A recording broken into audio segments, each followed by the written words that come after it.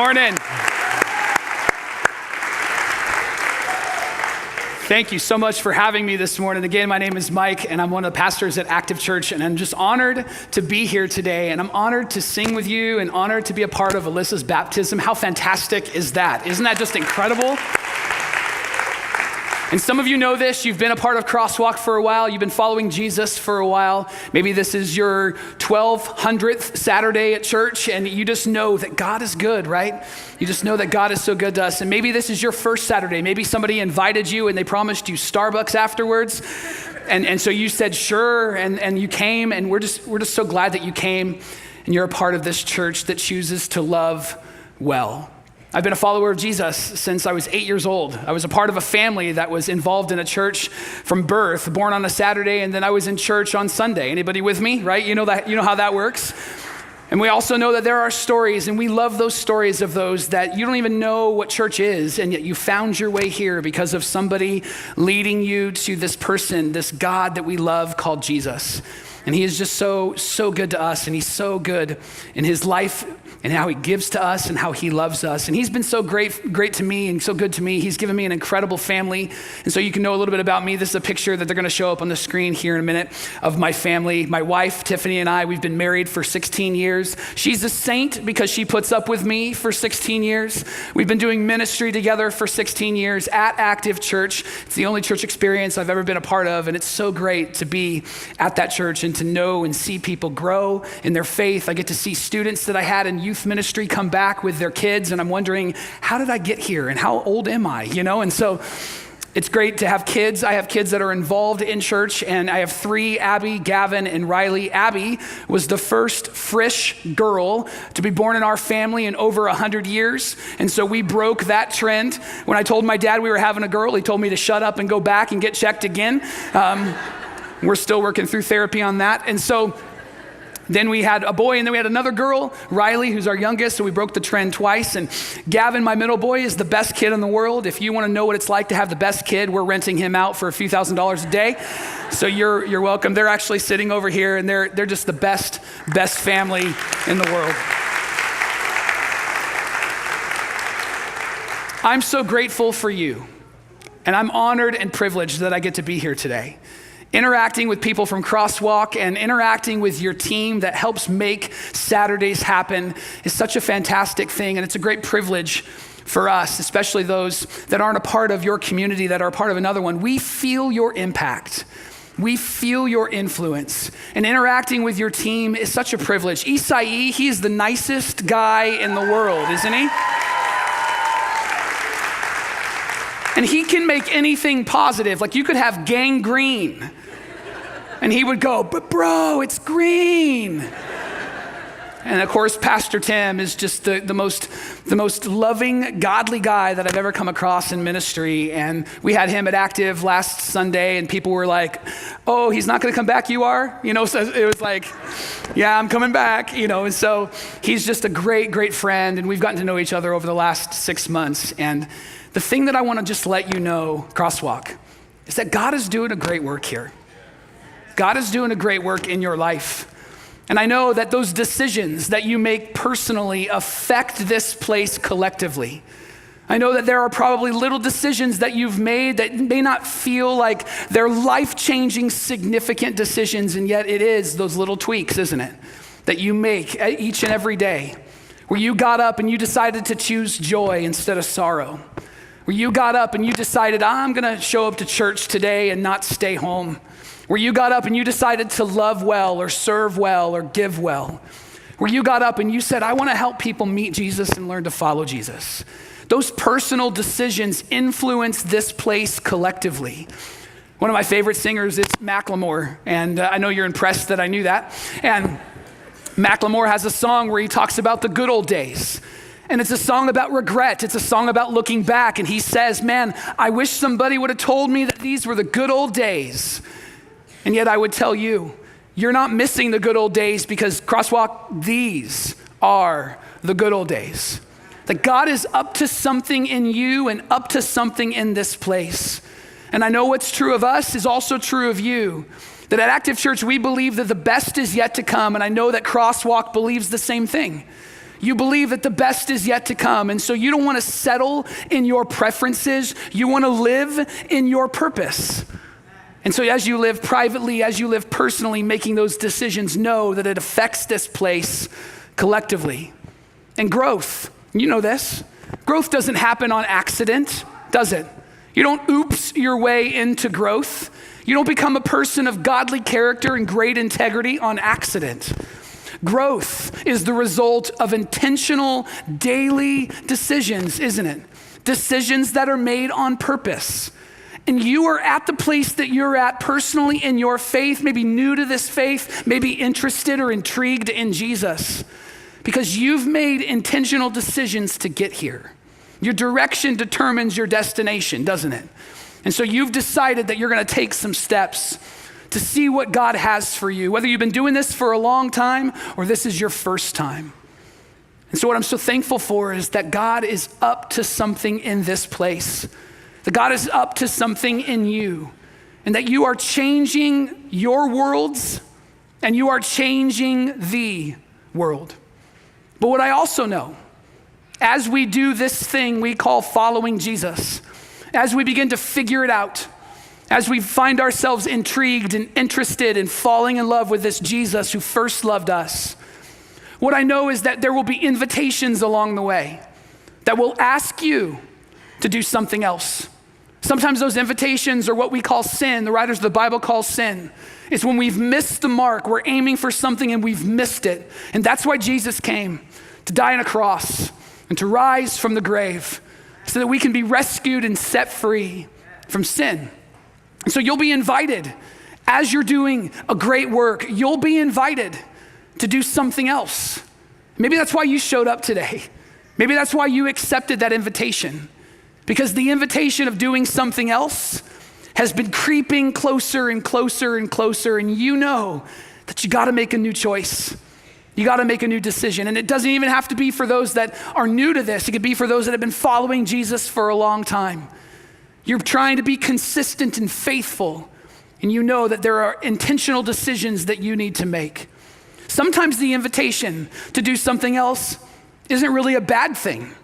You could just do a good thing and get unfocused and focused on something that would be good, and you were doing this great thing over here, and now you're doing just this good thing.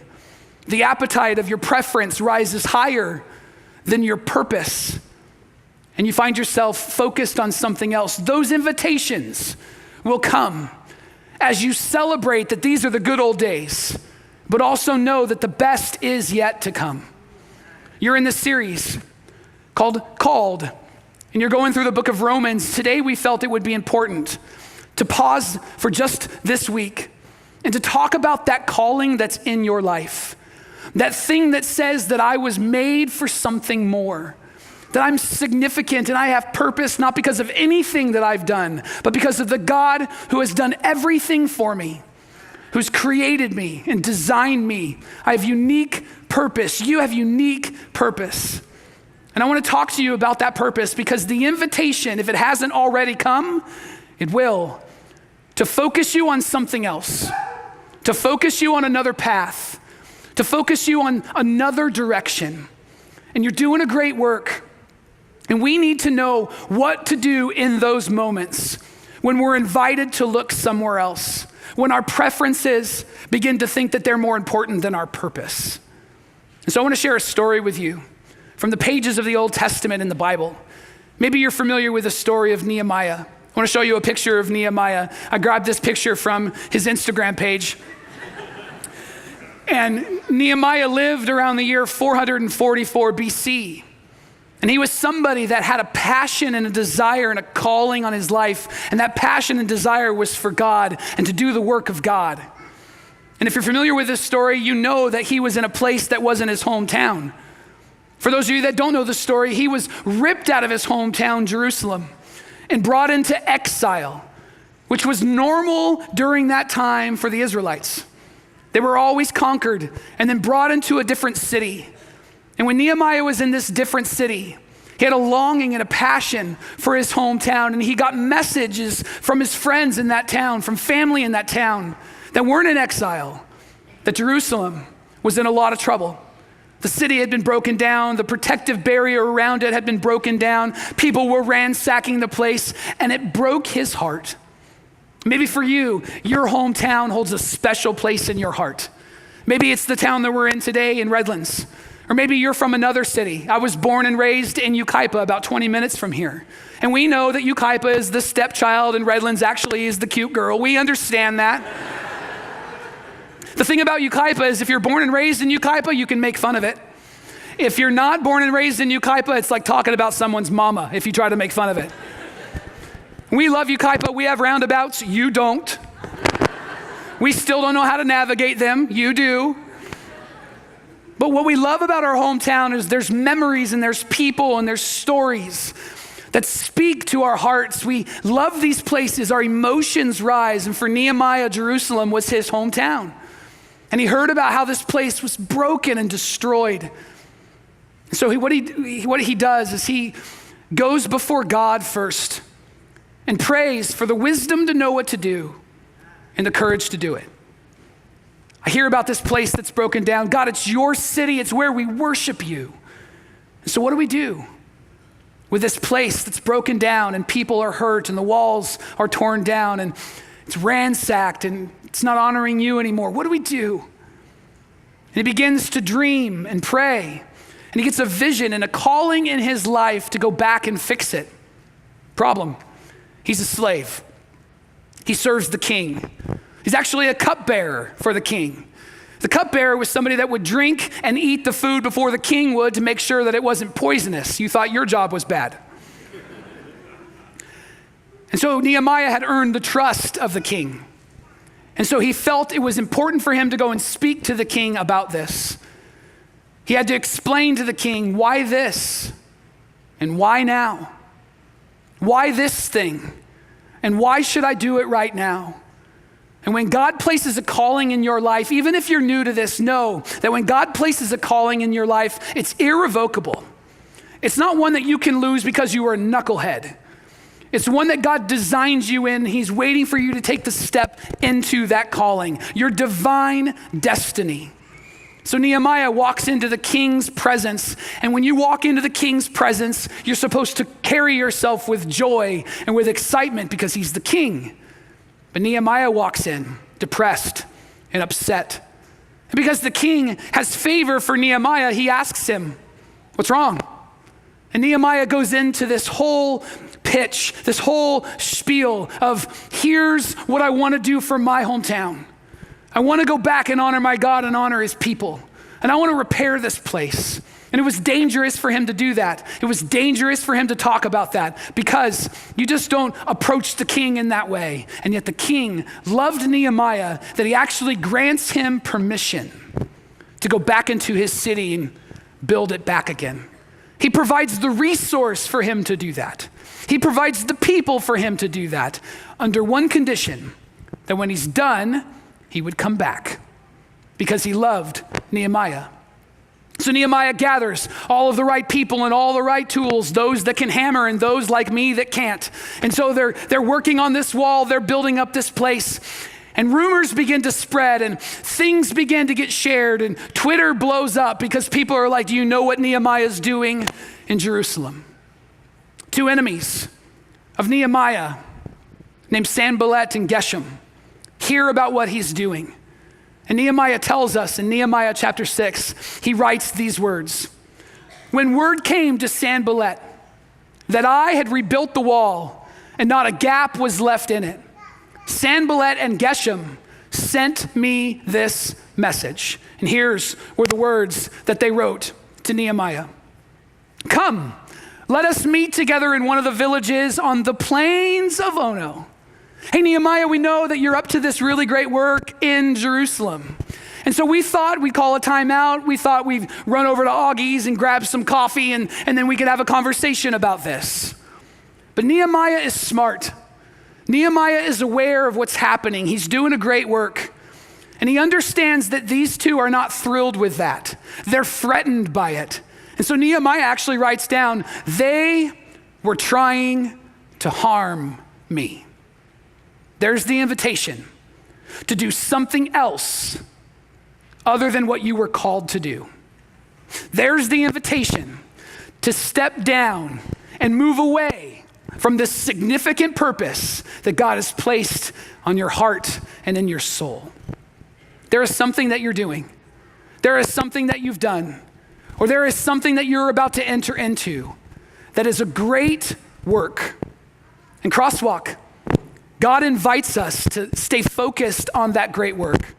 And there is a principle in this story that we can learn about that will allow us to stay focused on this work even as we get invitations to come down and do something else. But you need to know that when you're up to a great work, just like you are in this church, just like you are personally in your faith as you're growing and you're navigating Jesus, you need to know that there's always going to be rumors about you. There's always going to be threats made towards you. And there's always going to be people who will mock what it is that you're doing. You just need to know that. And maybe you already do. When it comes to the rumors, just know that there will always be people who talk. Facebook will always be a place that talks about you. Twitter will always be a place that makes a comment about you. And as you're doing a great work personally in your life, it will always influence what you do collectively as a church. And there will always be people that will talk about it. There will always be rumors of what is happening here, and a lot of them will not be true. And here's what I want to say to you, Crosswalk. You don't have to address any of them. In fact, what I would encourage you to do is to think about two people, those that are here and those that are here are not here yet. Those that are here and those that are not here yet. Because those are the people that God has called you to love well, serve well, and give well to. Those are the people that God has united together to change their worlds and to change the world. And far too often we give way too much time to those that have no investment and have made no time to get involved in our lives. And we need to be people that focus on our calling, and sometimes rumors can pull us away from our calling. Peter, one of the followers of Jesus, a very significant follower of Jesus, wrote this as the rumors start to approach your life. He says this in 1 Peter, "Be careful how you behave among your neighbors. For then, even if they are suspicious of you and talk against you, they will end up praising God for your good works when Christ returns." That when the mud is thrown, you end up walking away looking clean, not because of how awesome you are, but because of the calling that God has placed in your life.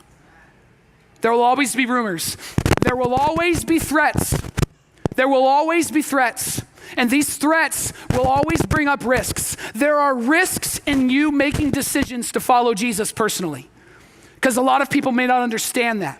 It might change the dynamic of your relationships. It might change the way that you engage with people. There will always be threats. There will always be things that you will have to fight against. And Crosswalk Church, I want to encourage you. I want to encourage you to not give in to those threats. I want to encourage you to not give in to those risks. I want to encourage you not to be overwhelmed, but to choose to be courageous.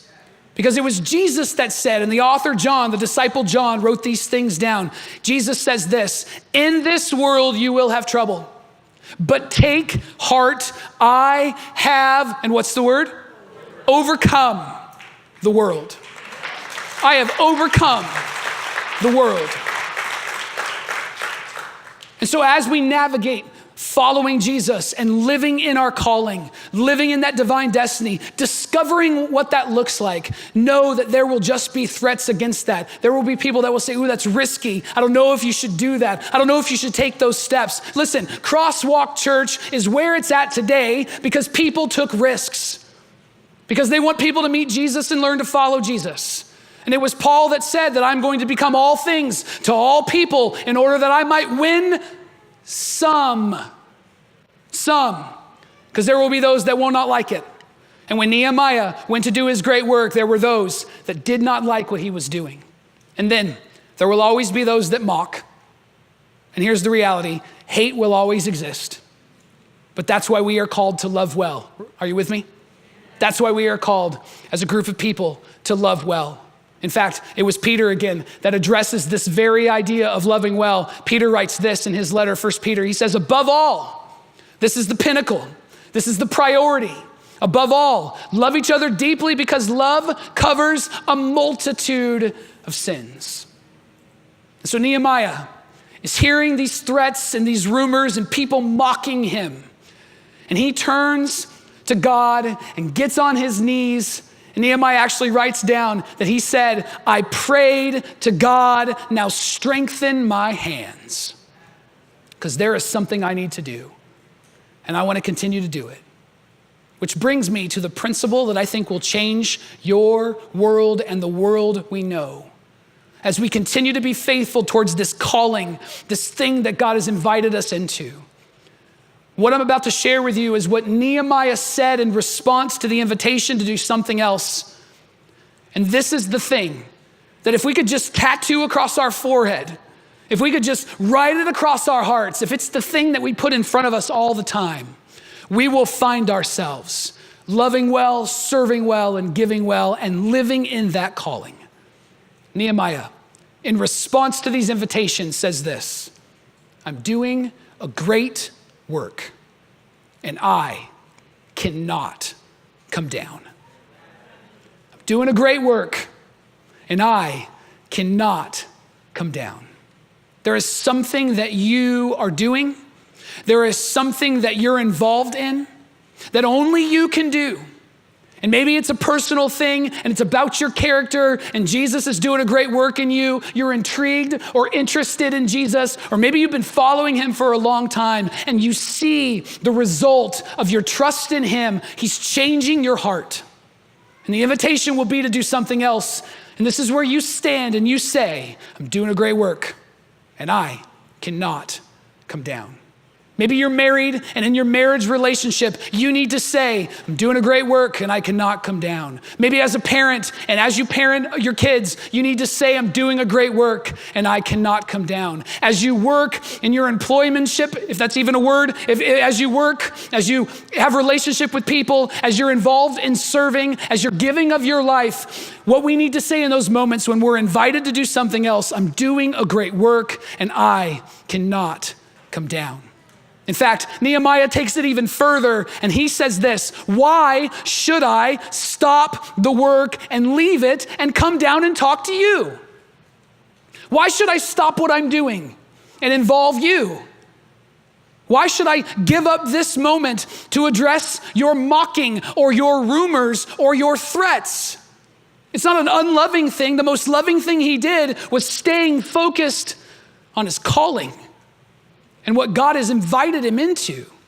He's doing a great work, and he doesn't want to go down.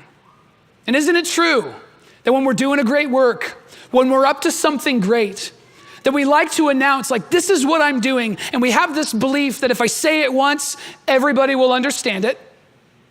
If I announce it once, everybody will grab a hold of it. It'll be ultimately ultra clear to everybody. But the reality is that when you are focused on something, you are going to stay focused on something. And as you communicate that focus, because this is the call that God has placed on your life, not everybody's going to take your first response seriously. Because it was Nehemiah that actually writes, and he says to those that are reading his letter, and he's talking to those that are interested in his story, he says, 4 times they sent me the same message. Hey, why don't you come down? Why don't you come down? Why don't you come down? Why don't you come down? And he responds each time with the same answer. Because the reality is, he's doing a great work, and he doesn't have time to come down. He's doing a great work, and he's not going to give up. And he's doing a great work. This is what God has called him to. And what these people who are inviting him to do something else, and what your appetites and the invitations that come along to invite you to do something else need to know is that when you say yes to something, you are saying no to something, right? When you say yes to something, you're saying no to something. Let me just give you 4 examples. I am an Angels baseball fan. I love my Angels. They break my heart, but I love my Angels. I'm an Angels fan, which means that I am not and will never be a Dodgers fan. And for those of you, oh, come on, okay? For those of you that are Dodgers fans, or for those of you that say, hey, you can be both fans, you need to repent this morning, okay? You either are a fan of this team or that team. You can't be a fan of both. And when you say yes to something, you're saying no to something. Or how about when it comes to politics? Ooh, now we can really, right? When you say yes to one candidate, you're saying no to another, aren't you? When you're saying yes to one party, you're saying no to another. If you're a Republican, you say no to Democrats. If you're a Democrat, you say no to Republicans. If you're an independent, you don't matter. I'm just kidding. But when it comes to politics, right, how we vote, we're saying yes to one, we're saying no to others. When it comes to relationships, when you say yes to commitment, you're saying no to doing whatever it is you want to do because you're committing to something. You see a picture of my kids on the screen. When you're saying yes to a family and yes to kids, you're saying no to money, right? All the parents in the room are like, preacher. The single people are like, should I clap? I don't know. Life of celibacy, maybe, I don't know. The truth is, if Nehemiah had come down off the wall, they would have taken his life. If Nehemiah would have come down off of this wall, they would have killed him. And then we wouldn't have this story. And we wouldn't have this principle. And Nehemiah knew that because there was a calling that was placed on his life by God himself, and he needed to go and accomplish it. And Nehemiah knew that if I came down, this good work, this great work would not have been done. And here's the great thing, Crosswalk. Here's the beautiful thing of this story. There was nothing miraculous in this story. It's something that you and I can do. There was nothing magical. Nobody snapped their fingers and did a magic trick. It's something that you and I can do. And what it is that Nehemiah did is something that you and I can do in each and every moment of our life. We can say, I'm doing a great work and I cannot come down. I'm doing a great work and I cannot come down. And maybe you needed that for your personal life, because personally, privately, maybe nobody knows, but you have been playing tug of war with your heart and you don't want to play anymore.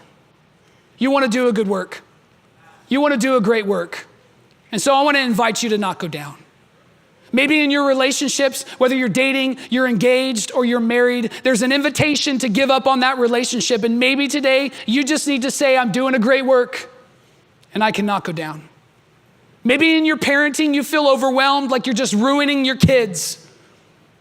And maybe you need to be reminded that those nights where you have spent so much time navigating the emotions of kids and teenagers, that you're doing a great work and you cannot go down. Maybe as you served here at Crosswalk, maybe as you're considering getting involved, maybe as you're considering giving back financially, just know that that's a great work. And I want to invite you to not go down. My daughter Riley, who's 9, last year at Easter, wrote me this beautiful, encouraging note. See, we have 3 kids, but on Easter, there are 4 Easter baskets. 3 for our kids, and then my wife makes me one. And I went out and we had Easter morning with the kids.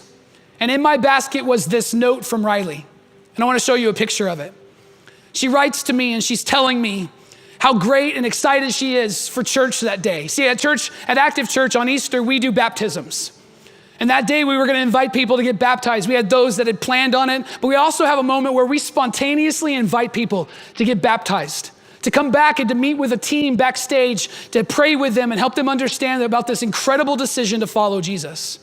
And Riley wrote in her note how awesome and excited she was that we get to be a part of a church that influences and changes lives. And at the end of it, it was so great. She said, Daddy, go out on that stage and baptize those people and show them how we do it.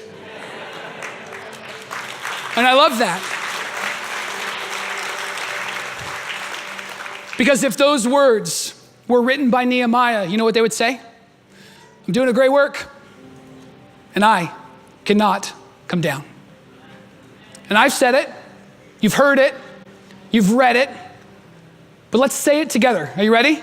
Let's say it together. I'm doing a great work and I cannot come down. Again, I'm doing a great work and I cannot come down. One more time. I'm doing a great work and I cannot come down. Crosswalk, don't go down. Don't go down.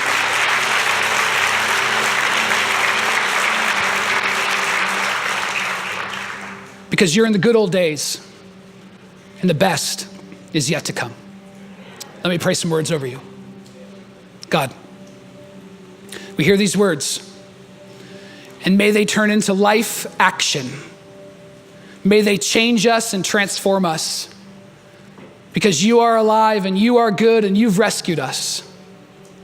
And may we, in whatever we're facing personally and facing together collectively, may we announce over each of those great works that we are doing a great work and we cannot go down. And we say all of these things because Jesus came and died and resurrected, and we can have life because of him. We say all of these things in Jesus' name. Amen. God bless you guys.